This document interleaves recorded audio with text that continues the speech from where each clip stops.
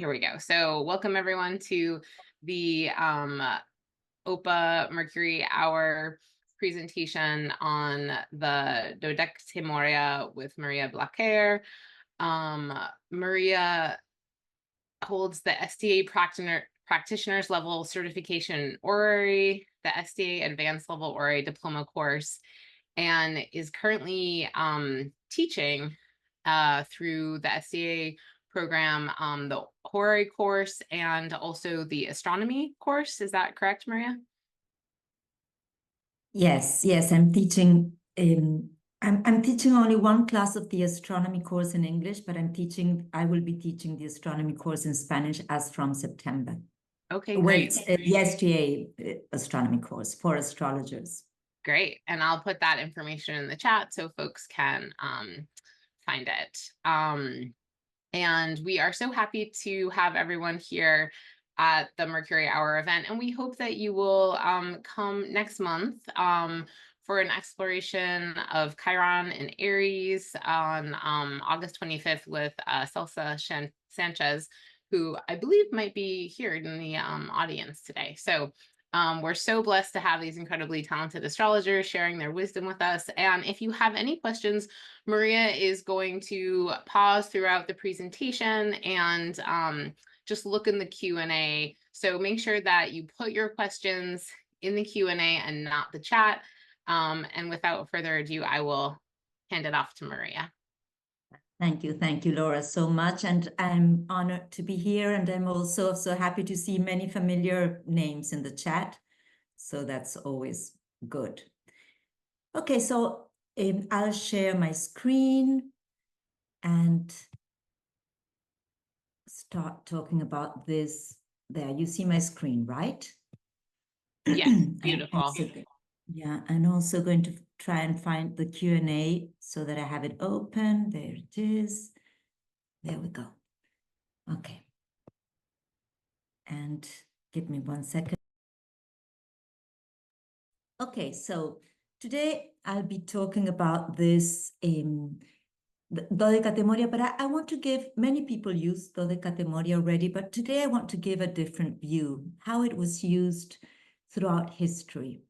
So let's begin with what it means. It means 12th part. Dodecatemoria is the plural. Dodecatemorion is the singular. You're going to find it written with a C or with a K. This is a Greek word. Originally, it was written with a K. And the 12th part, 12 is a very important number. It's considered to be the number of the cosmos. We have, this number comes up all the time. You know, we have 12 months in a year, 12 signs of the zodiac. The ancients recognized 12 main northern stars, 12 southern stars. There are 22 divided by 2, you know, 12 hours in the day, 12 planetary hours during the day, 12 planetary hours during the night. And 12 is the product of the multiplication of 3 and 4. 3 is considered the sacred, 4 is the temporal. So it's a very important number. And why use the 12 parts? The divisions or multiplications by 12 allow us to explore the zodiac on a micro level or a micro level or a macro level, okay?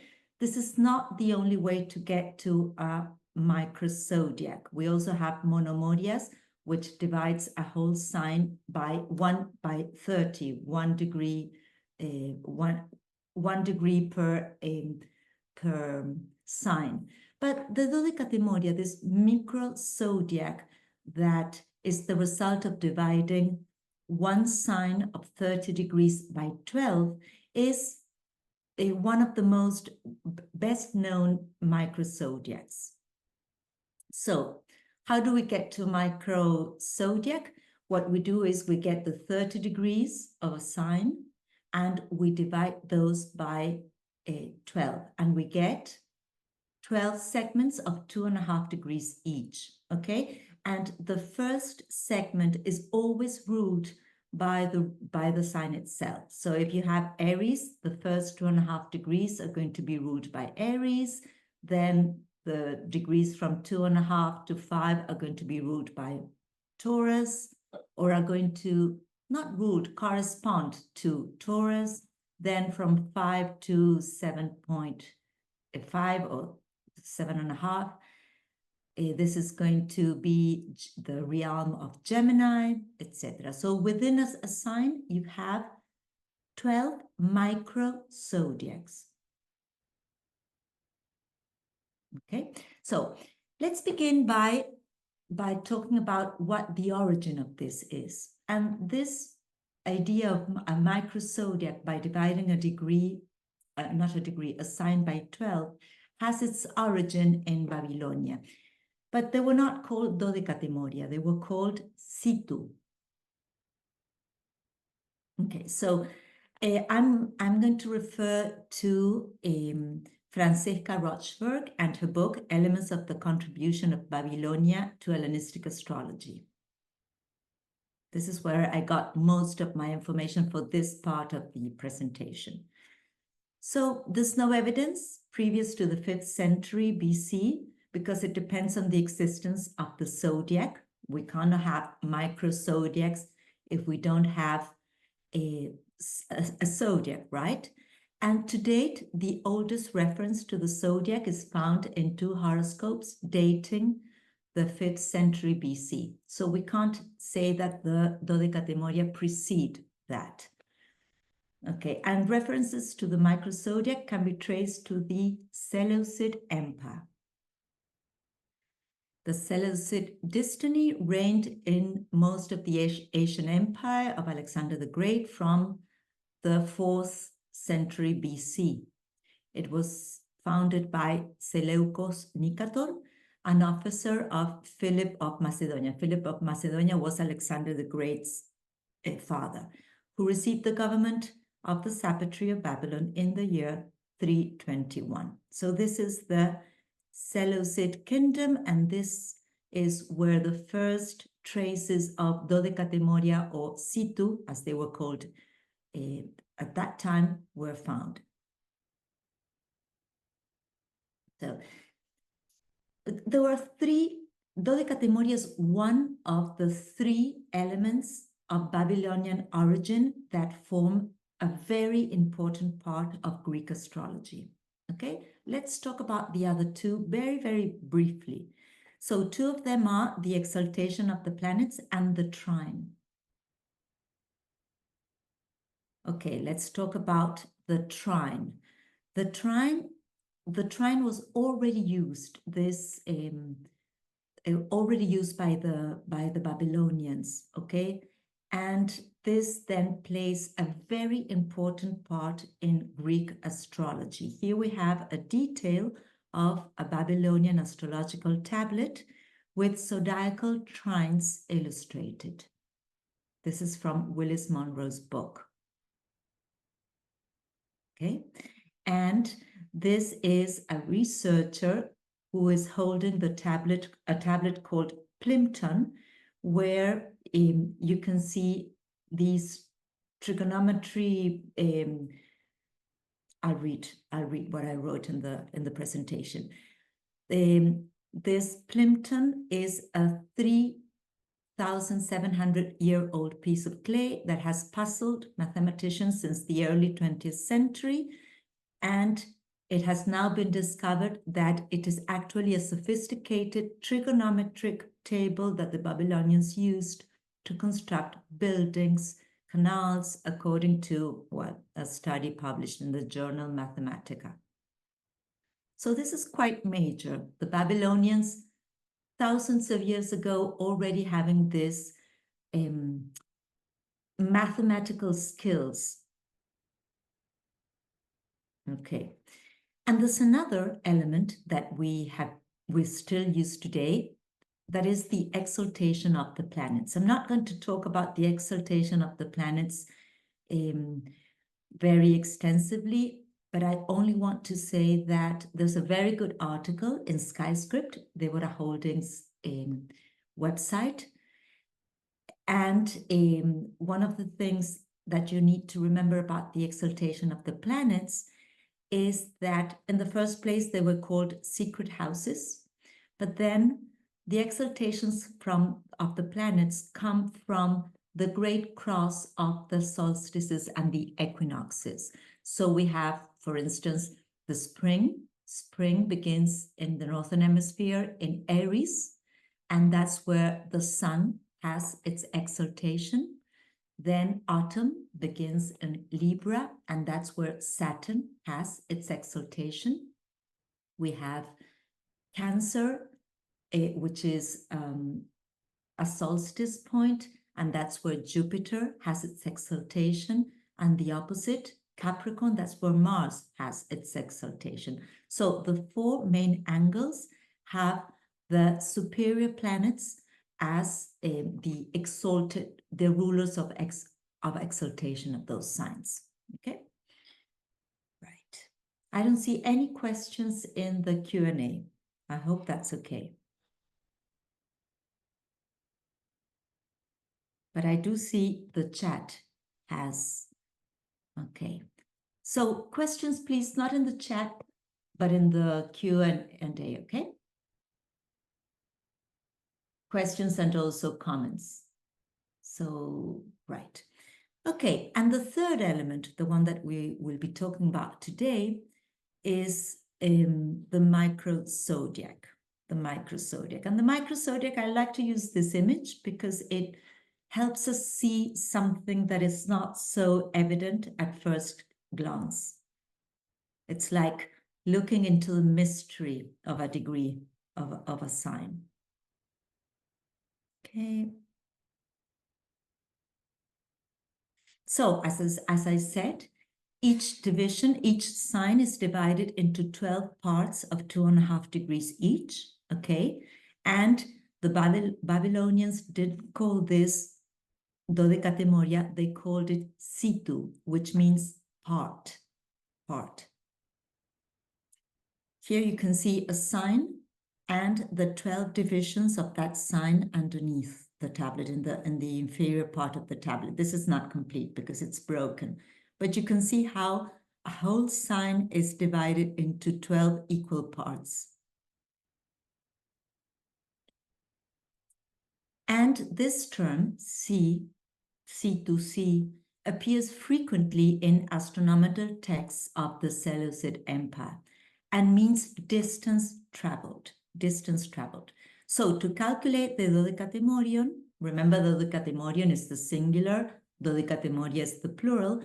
What you need to do is you need to multiply the position of the planet by 12 and add the result to the position of the planet. We're going to talk about this later on when we talk about Dodecatemoria in Hellenistic times, because there are going to appear later on 2 ways of calculating Dodecatemoria, and the one that is less popular is the one that came from the Babylons.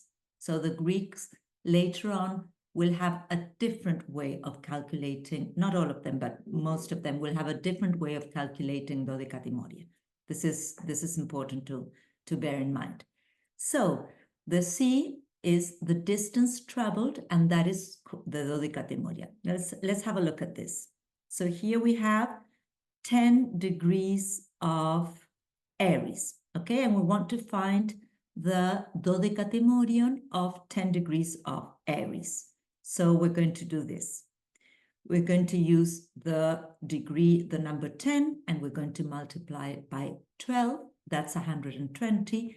And we're going to add the degree that planet is in, planet or ascendant or midheaven. So we're going to add 10 degrees to 120. That's 130, and that is equal to 10 degrees of Leo, because 0 degrees of Leo is 120 in absolute longitude degrees, okay? So Ineke asks, in SkyScript, how to find back the table of all the signs and degrees with mention to the fixed stars and other things per degree. I'm not sure I understand the question, and I'm not sure it's related to this. But if it is related to Dodecatemoria, I will show the table that's available in SkyScript, okay? Maybe you could rephrase that question and so that I can understand it.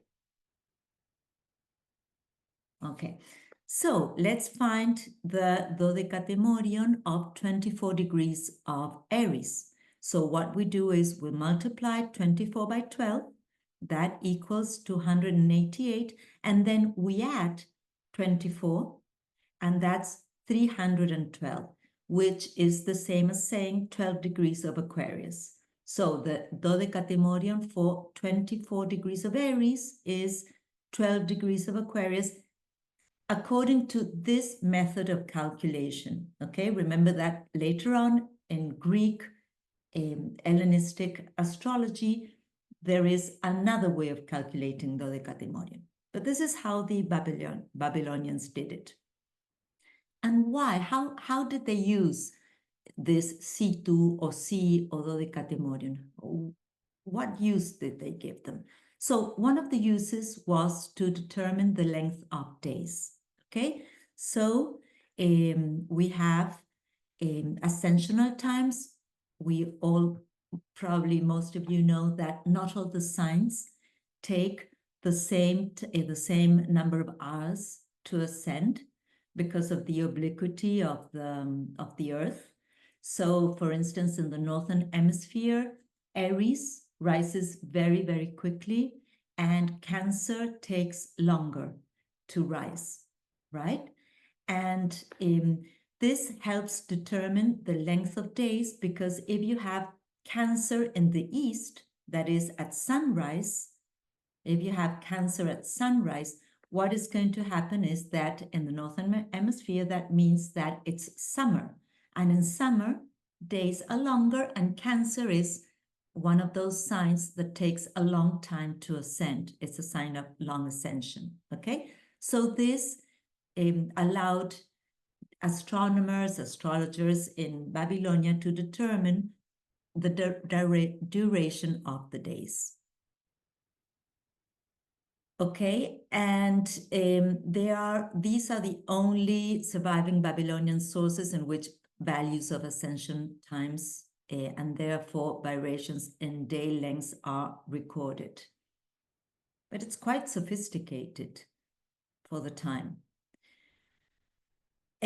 So there are 3 Babylonian texts, only 3 remain or are known of, that describe ascension times, but they do not use signs. So in modern astrology, we say, for instance, in the northern hemisphere, Libra is a sign of long ascension, Aries is a sign of short ascension, but they didn't use the sign, they used the 12 parts, okay? So the signs are subdivided into 12 equal parts of 2.5 degrees each, and the texts, these Babylonian texts, give the values of the ascension times of the Dodecatemoria in degrees. For instance, you can find, this is translated into English, the first portion, the first Dodecatemoria of Scorpio. So the first Dodecatemoria of Scorpio is going to be Scorpio, because remember that we always begin by the sign that rules the 30-degree sign. After Scorpio, we're going to have Sag, then Capricorn, Aquarius, and so on and so forth. Okay, so the first portion of Scorpio is called the Scorpio of the Scorpio. Okay, so apart from being used to determine the length of days, the Dodecatemorias in Babylon were used to describe personality traits. For instance, they were used to describe possible characteristics that an infant was very, very likely to develop. For instance, a person who was born in the part or region of Gemini, so maybe they had the sun in Leo, but the Dodecatemorion of the sun was in Gemini, that person is likely to speak the truth, to have a sense of justice, or be a collector of accounts or debts, okay? Or if they were born in the Virgo region, in any sign, but the Dodecatemoria of that sign fell in Virgo, the person will dedicate himself to agriculture. That is one of the I'll get to the drafts very shortly in just 5 or 10 minutes. Okay, I'll mention the drafts. And if a person was born in the Sagittarius region, that person will be expert in the use of horses and arrows. So they were used also to predict or describe personality traits. I like to use them with the moon. I find that my sister and I, we both have the moon in Sagittarius, but in a different Dodecatemoria. And you can see that. You can really see that difference in the way that we express our moon. So it's interesting to see. Okay.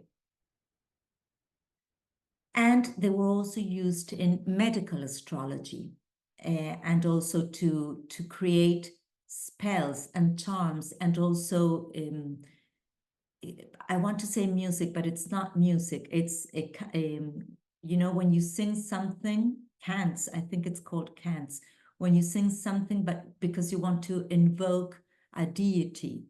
So the Babylonian texts demonstrate that the micro zodiac from the beginning of the sign was used to generate detailed symbolic meanings of cities, planets, stones, trees, to make omens.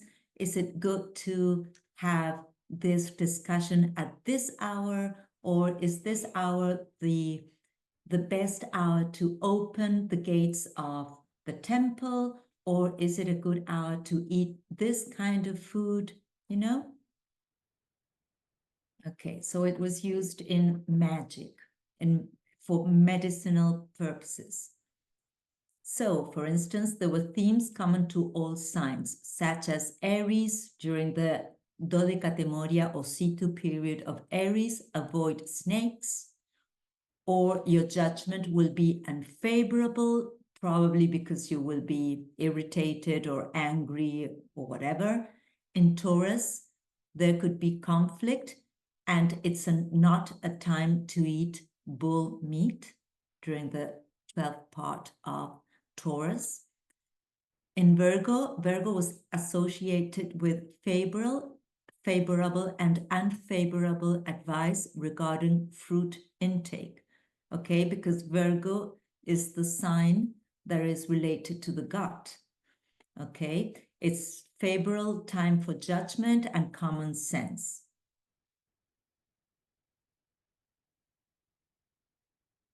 So here we have, for instance, this is Pisces. This is the whole sign of Pisces. And we have the first 12th part is going to belong to Pisces, of course. The second one is going to belong to Aries. And for instance, during this part of the day, we can have or either eat or do something with this kind of fruit or tree. For instance, during the Taurus, Dodecatemoria or Situ or part, it's a good time. It's not a good time to quarrel, okay? And so on and so forth. So which plants were favorable for that part of the day, etc. Okay, let me check if there are any. Okay, so Virgo is also where Venus is in full. Yeah, good. That's a good comment. Thanks for that, Peter. Yeah. Go. Okay. Yeah. So,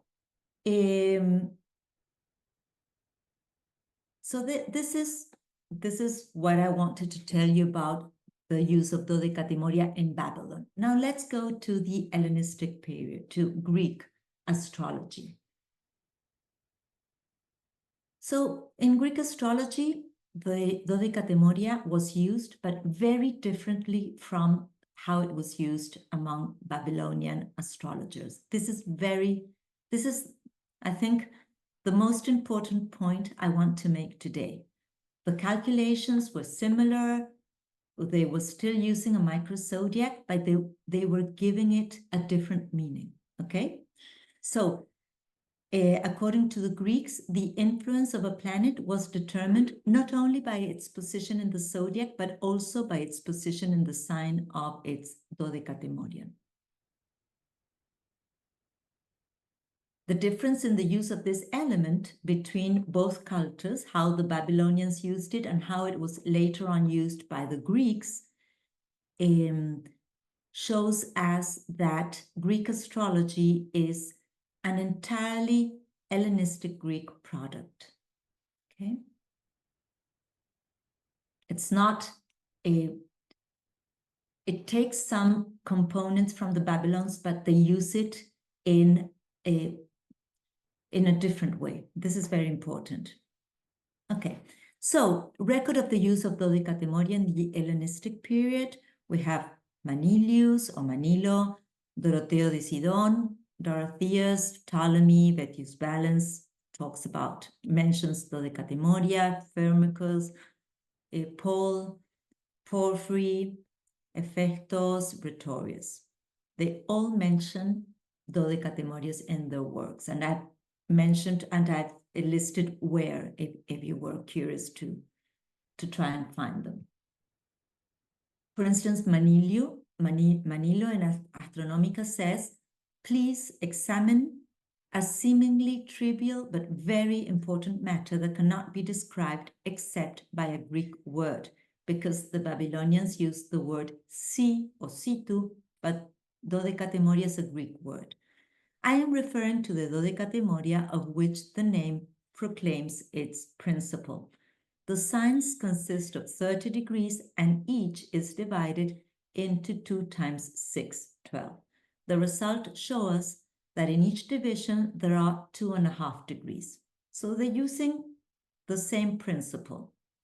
Doroteo mentions, in Carmen Astrologicum, mentions Dodecatemoria and says, if you find the Dodecatemorion of the moon with the malefics or being aspected by one, then this is an indication of misfortune for the native. So maybe you have a wonderful moon, conjunct Jupiter and trined Venus, but the Dodecatemorion of that moon is conjunct Saturn or squaring Mars. Okay, so this gives you another part of the puzzle. It makes your delineation much more profound.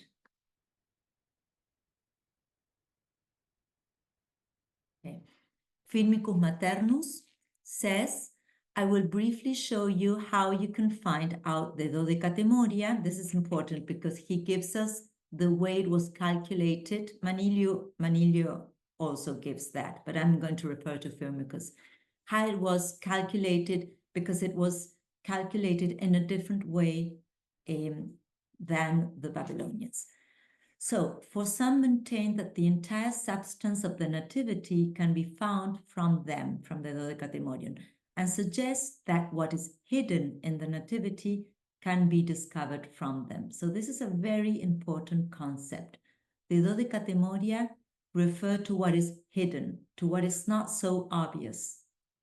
And we can use that either when we are using natal charts, but it's also very useful in horary astrology, as we will see in the next few minutes. Okay.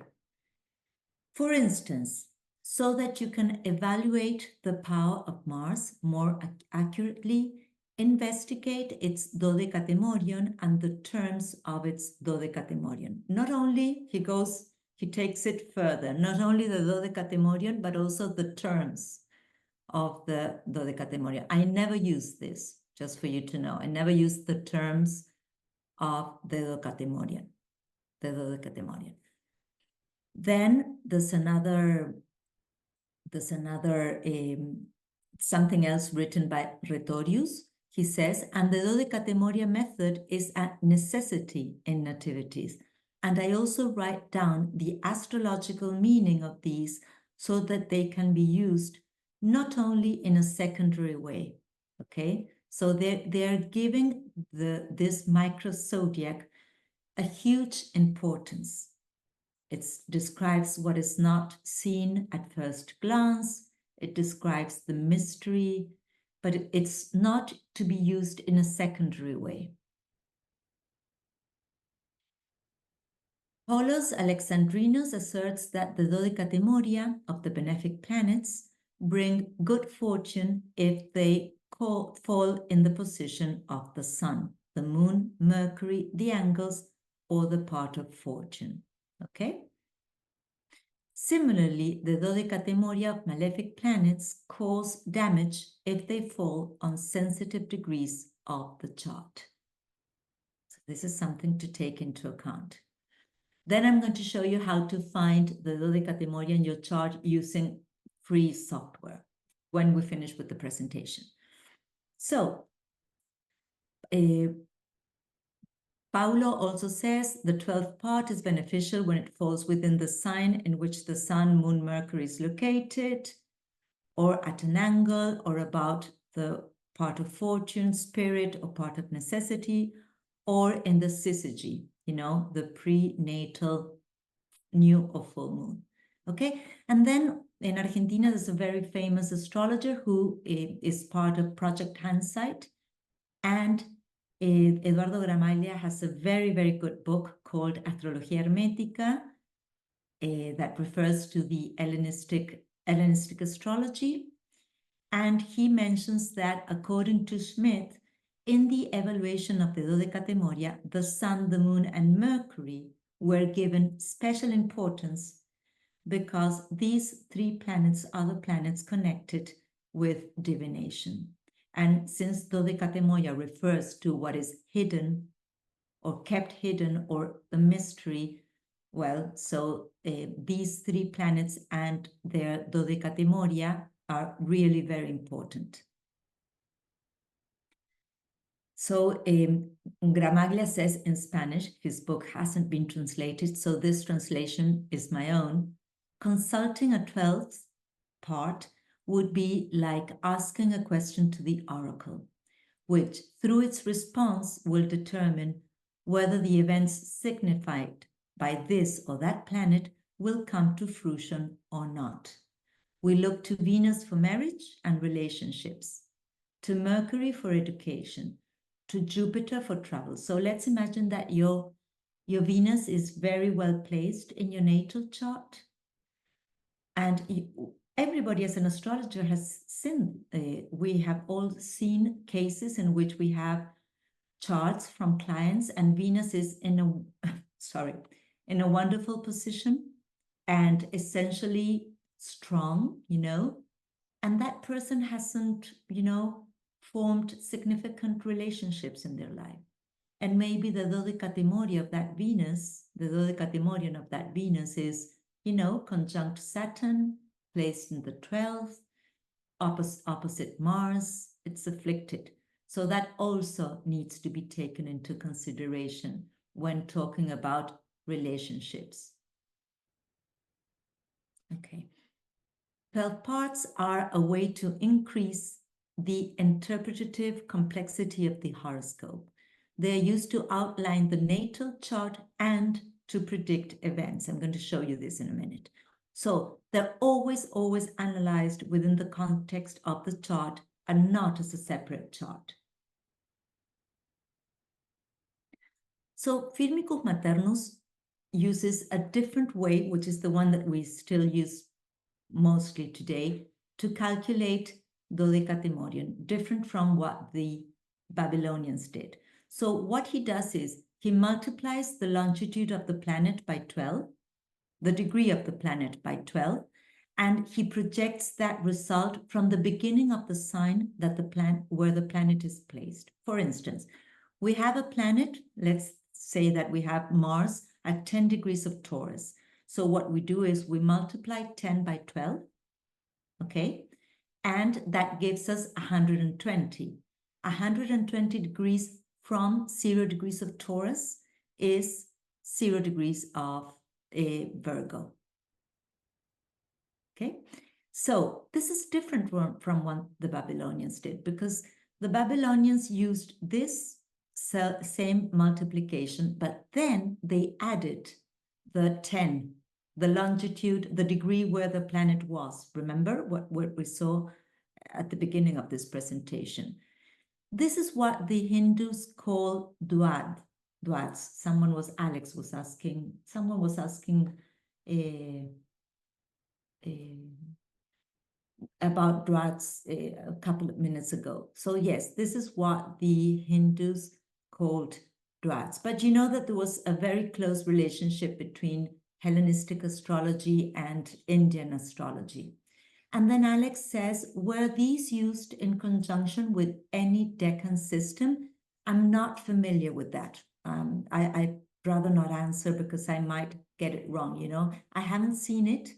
Remember that many texts, especially from the Babylonian period, have been lost. So maybe they could have been used in that way, but not that I'm aware of. Okay. So what we have is that the first 2.5 degrees of Aries are going to correspond to Aries, from 2.5 to 5 to Taurus, to 5 to 7.5 to Gemini. That's for Aries.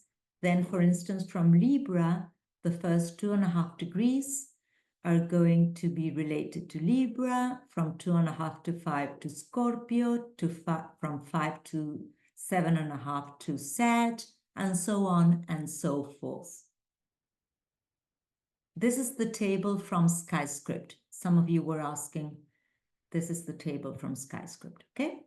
So, for instance, let's have a look. This is a chart, how they were calculated, especially by Firmicus. So the ascendant is at 2456 of Aries, okay? So 2456 of Aries, if we go to this table, we're going to see that it's going to fall at the end tail of Capricorn. And the Dodecatemorion of the ascendant is 29 degrees Capricorn. Then we have, for instance, Mars. Mars is at 22 degrees and 46 minutes of, where is it? No, sorry, 26 degrees and 53 minutes of Aries. And that is Aquarius. The Dodecatemorion of that degree is Aquarius. Then we have the Sun at 0 degrees 25 minutes of Libra. So it's going to fall, the Dodecatemorion of 0 degrees 25 minutes of Libra is Libra. Let's have a look at the moon. 1654 or 34, 1634 of Sag. So we go to Sag and we look for the degree. There we go. We know that the Dodecatemoria of the moon is going to fall in the sign of Gemini. Okay? Any questions about this? Let's have a look at Venus. 1835 of Leo. So it's going to be here. 1825 of Leo, it's going to fall, the Dodecatemorion is going to fall in Pisces. Then I'm going to show you how to make these calculations using software. Okay, any questions? No, I see there are no questions. Good. So, there was another way of using it, which is, this is the way that Paul of Alexandria in Introductory Questions proposes, and this is the way that it was calculated in Babylonia, which is, as I said before, multiplying the degree by 12, but then adding that, the position of the planet, okay? Or multiplying, instead of multiplying that degree where the planet is by 12, if you multiply it by 13, you get to the same result. Right. The one that is most commonly, I mean, every software uses not this one, but the one proposed by Firmicus, okay? So when if you have software that calculates Dodecatemoria, they're not going to use this method of calculation.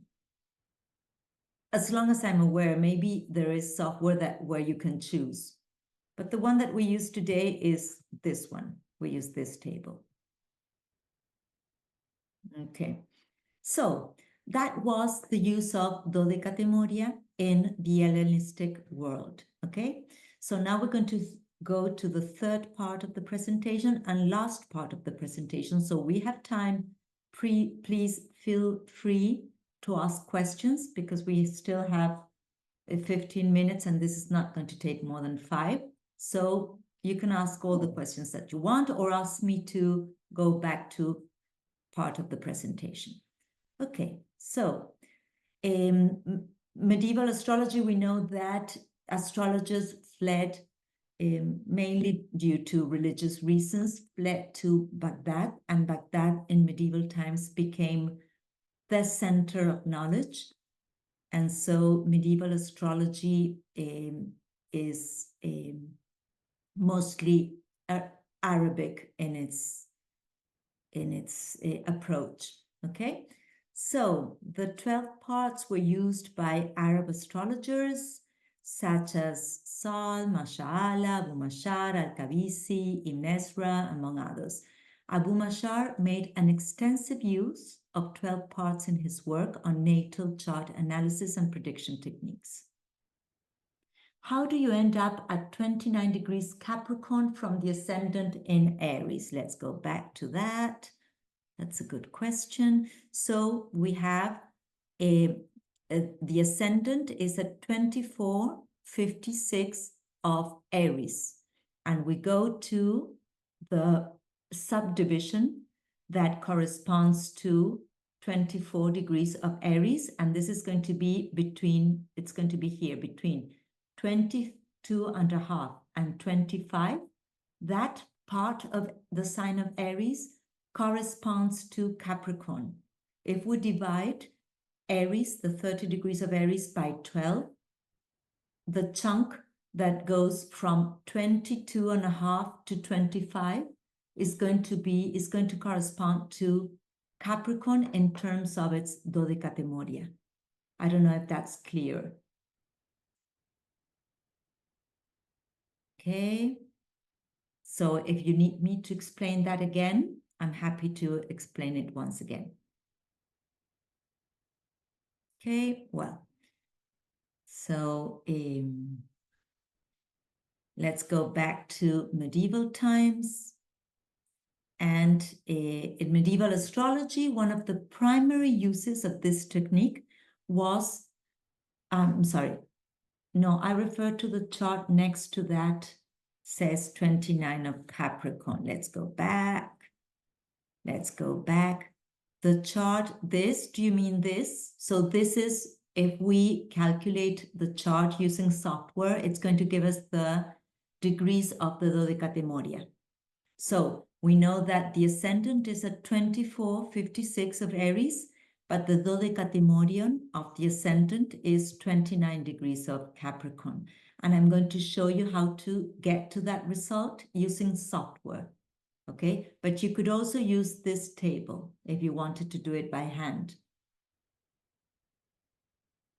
So let me know if that is okay, or you need me to express it again. So if a planet is in detriment by sign, but in home sign or exaltation in Dodecatemoria, can you talk about that in a general sense? Would you use mutual reception? No, I wouldn't use mutual reception principles for Dodecatemoria. I mean, you could try and do research on that. I haven't seen that written anywhere, so I'm not aware that it was used in that way, okay? So for example, Venus in Aries in detriment, but in Taurus or Libra, the Dodecatemoria is at home. That means that you wouldn't use mutual reception there, but you could say that even though Venus is weak and maybe in terms of relationships that affects your relationships or how you deal with Venus in your life, in an inner realm, there is a sense of self-worth or maybe just, of being able or capable of finding joy in your life. And that is not apparent at first glance from looking at the natal position of Venus, okay? Or if you had Mars in Capricorn, which is exalted and a very strong Mars, but its Dodecatemoria is weak, for instance, in Libra or in Taurus, where Mars, we all know that, is in exile or detriment. So that is giving us another piece of the puzzle, Maybe the way that you deal with Mars isn't the best, even though you have Mars in Capricorn. Okay. Maybe your Mars in Capricorn is very good at, applying yourself to achieve to achieve goals. Well, I want to say goals that are in the future, but maybe you're not so sure of yourself because the Dodecatemoria is in Taurus, or maybe you're not always very good at fighting for your own rights, etc. Okay, it gives you like, another part of the puzzle. It's extra information. It's extra information. What is very, very interesting is that in Hellenistic astrology, it was not used as secondary information. It was given a lot of importance. Okay. I hope that answered your question. Okay. Great. So as I was saying, this technique was used to anticipate what was wearing the consultant. It was very useful. I still use it today, sometimes, not always, but I do use it sometimes, to see what was the real motivation of the person, especially when asking a horary question. So, Mashallah suggests that the 12th part of the ascendant provides the astrologer with information about the querent's intention in a horary chart. If there is a planet at that location, then it is taken also to that planet as an indicator of the intention hidden or intimate of the consultant. If the sign is empty, then the ruler of the sign is taken. But this is how the Arabs used it in medieval times, but this came from Hellenistic astrology. Many Hellenistic astrologers also use Dodecatemorion in this way. So this is an example given by Mashal. For instance, in this question, the question is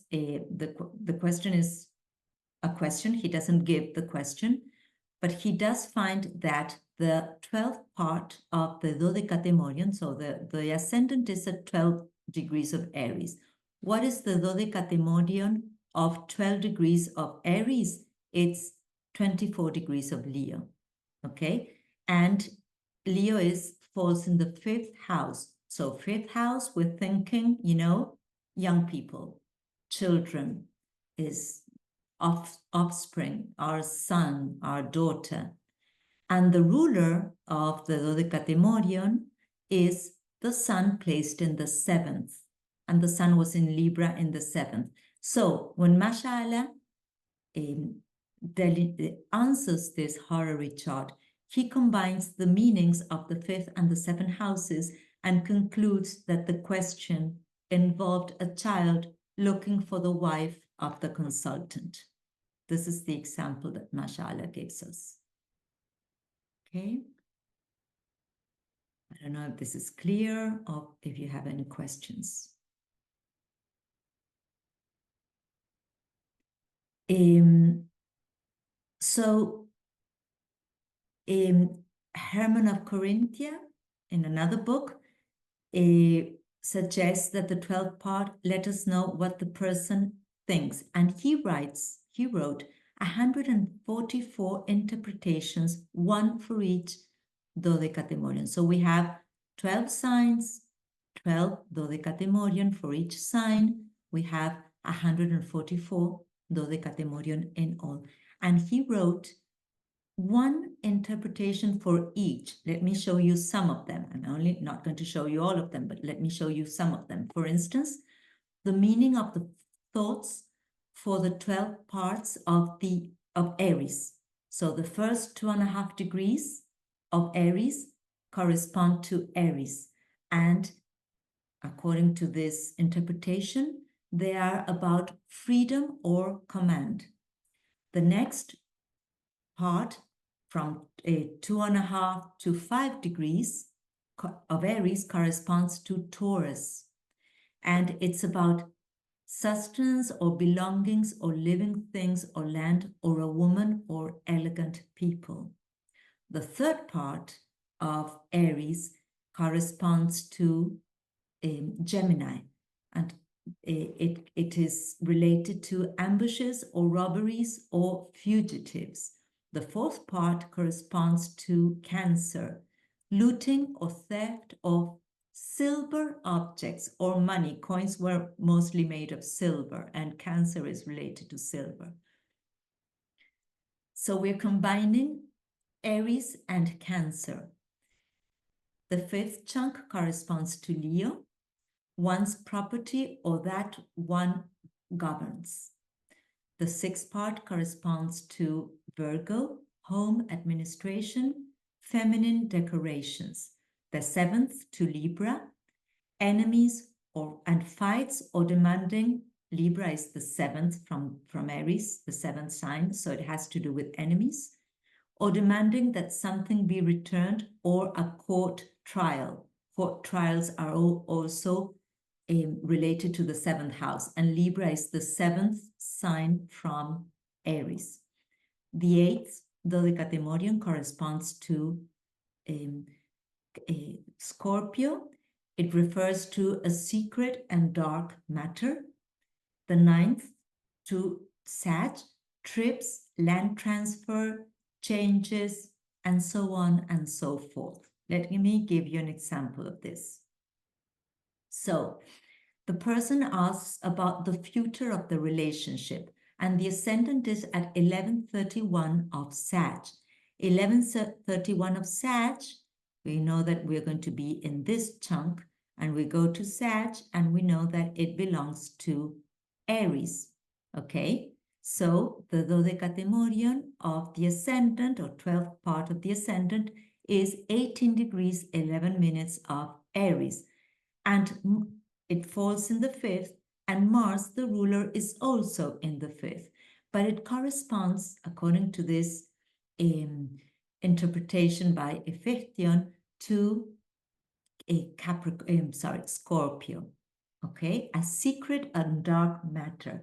So we can infer from this that there was something in the question, the future of the relationship, there was something troubling the querent related to, it could be a secret lover, or maybe a secret pregnancy, or problems that have to do with children, a son, a daughter, okay? So this information we can infer from the 12th part of the ascendant. Okay, so he does this for every sign. We only have 4 minutes left, so I'm not going to be able to finish my presentation. I still need 10 minutes. If Laura gives me that time, I will be grateful for that. Feel free to go over. Okay, thanks. So he does this for every sign. The first 2.5 degrees of Taurus correspond to Taurus. The second 2.5 degrees from 2.5 to 5 are related to Gemini, because Gemini comes after Taurus. So that has this meaning according to Ephechthion. Then the third part corresponds to Cancer, etc. Okay.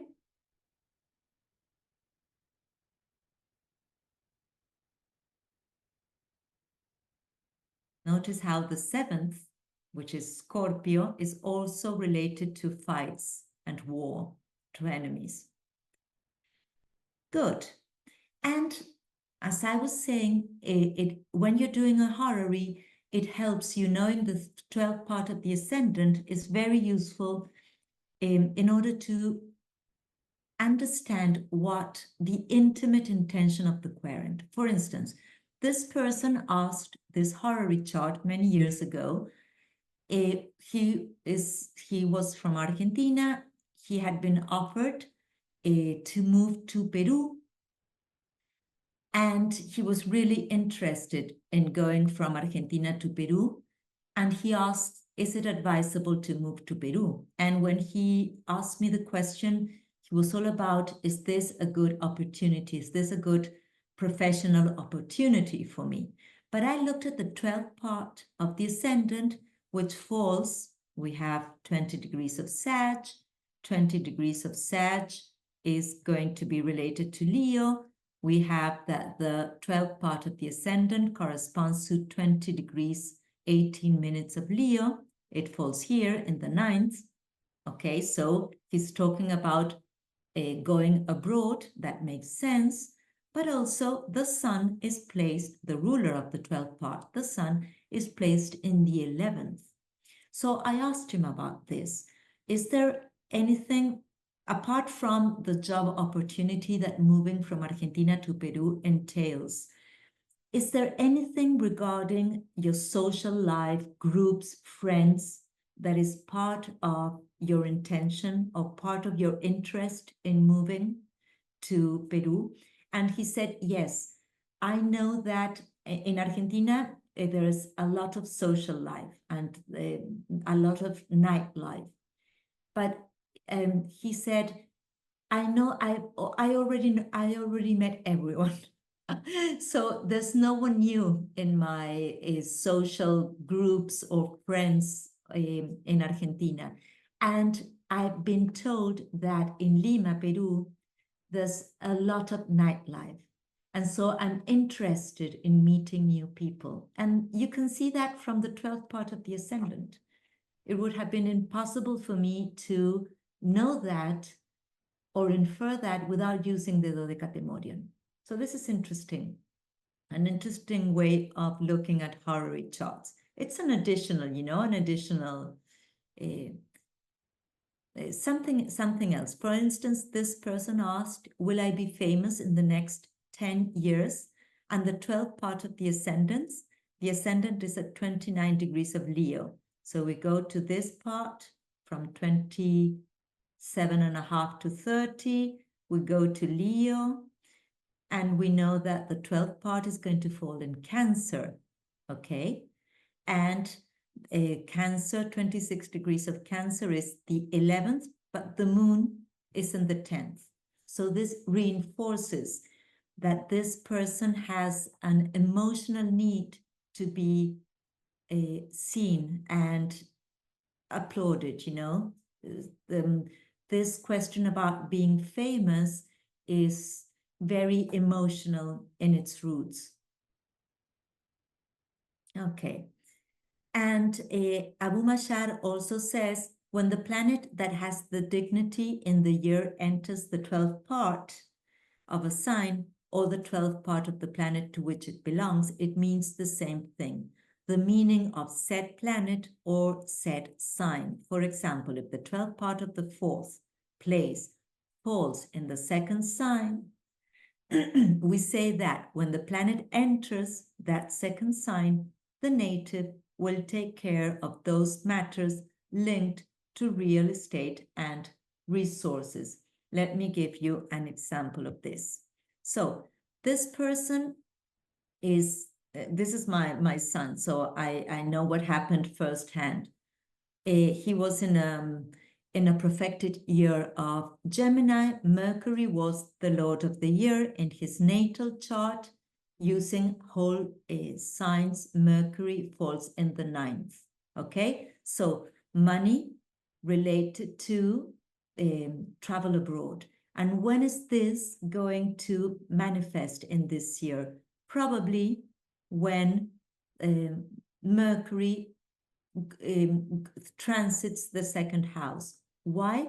Because the Dodecatemorian of 14 degrees of Mercury is 24 degrees of Gemini, the 2nd house.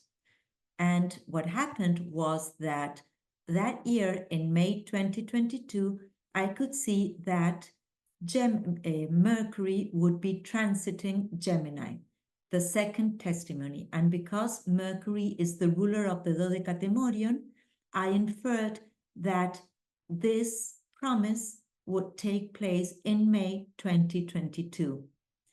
And this is a WhatsApp that he sent me on May the 14th, 2022. He lives in Argentina. This is from Chicago. And he was there for work reasons that had to do with his an impact on his economy. Okay. And this is the WhatsApp that he sent on that day. So I thought this was really impressive. This was really impressive. Okay. So I'm going to stop sharing my presentation. And maybe there are some questions that you would like to ask before we finish. Thank you so much, Maria. That was amazing. It was so beautiful. Also, the magical parts were really inspiring. I think we're going to have to conclude very soon, but if anyone has any last questions you want to put in the Q&A, feel free. Did you see the most recent one about the ascendant at 28 degrees? Yes, I have addressed that question. Okay, yes. Yeah, anything else? Would you use this technique for solar return charts? Yes, that is, I can share that. Right. There was the last, yeah, I had that here. Yes, we use it, we can use it in solar returns. You should look at the 12th part of the moon. So in one's revolution, this is from Abu Mashar, you should look at 1/12 of the moon. It will be worse if it is suspected by malefics. And I have two examples of this. This is my a close family member, and this is the year that she passed away. And in her return, the moon was at 0 degrees of Aries. The Dodecatemorion of 0 degrees of Aries is 2 degrees of Aries. And this was almost exactly opposite Mars. So the 12th part was affected by a malefic planet, by a very difficult aspect. And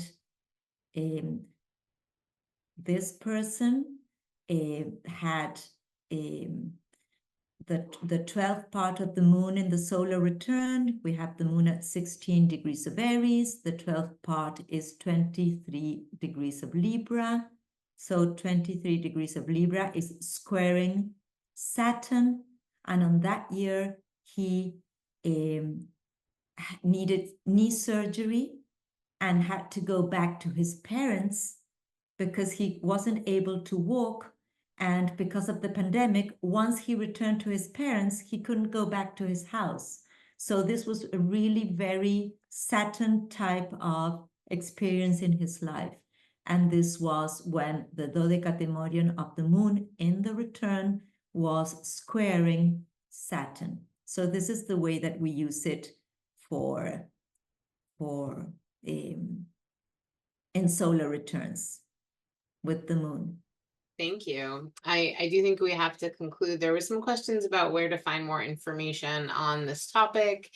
And I know that you referenced some books, and I've put all your information in the chat for folks. Do you want to just tell folks again where they can find you and any recommendations for further study? Yes, well, Deborah Houlding has a very good article in SkyScript. The books that are listed in the presentation, those are good, very good books to start. And well, there are many articles on this topic. I like Francesca Rochberg book a lot, but of course it touches in other topics. And the way to look at for Dodecatemorias in a software is you go to a traditional chart, for instance, in AstroSeek. So you go to the traditional chart, and that is going to list the Dodecatemoria. Okay, so you just use a traditional chart, traditional astrology, traditional chart calculator, and that is going to list the Dodecatemoria. Wonderful. Thank you again. So I'll stop the recording.